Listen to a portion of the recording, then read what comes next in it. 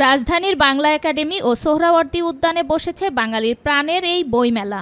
অন্যান্য বছরের তুলনায় সময়সূচিতে পরিবর্তন এসেছে।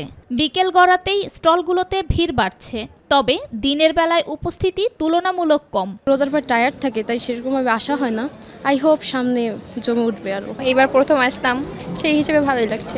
অনেক দূর থেকে এসেছি, আমার গ্রাম থেকে এসেছি এখানে, তো সব মিলিয়ে আমার খুবই ভালো লাগছে। একটা নিয়েছি হাদিসের আলো সত্যের সৌরভ। এই বইটি হলো যে মাসিক কিছু ঘন্টায় প্রতি মাসে কিছু হাদিস এবং কোরআনের আলো দেয়, ওই আলোটা একটা বই আকার হয়েছে। প্রকাশকরা বলছেন, রমজানের কারণে বিকেল ও ইফতারের পর কিছুটা জমে উঠছে মেলা প্রাঙ্গণ।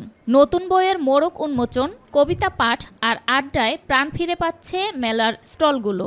পাঠকের উপস্থিতি আল্লাহর রহমতে ভালো আছে, অন্যবার থেকে একটু কম, যেহেতু রোজার মাস চলছে আর একটা আনইউজুয়াল টাইমে শুরু হওয়াতে একটু মানুষের উপস্থিতিটা হালকা কম, বাট তাও ভালো আছে। এবার আমাদের আব্দুল্লাহ আবু সাইদ স্যারের একটা নতুন বই আসবে, আরুল স্কুল নামে একটা নতুন বই আসবে।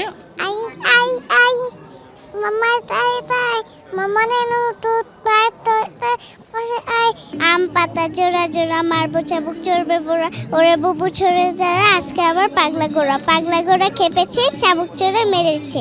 রমজানের আবহে কিছুটা ধীরগতির হলেও বইপ্রেমীদের পদচারণায় মুখর অমর একুশে বইমেলা। আয়োজকরা আশা করছেন শেষের দিনগুলোতে বাড়বে ভিড় ও বিক্রি।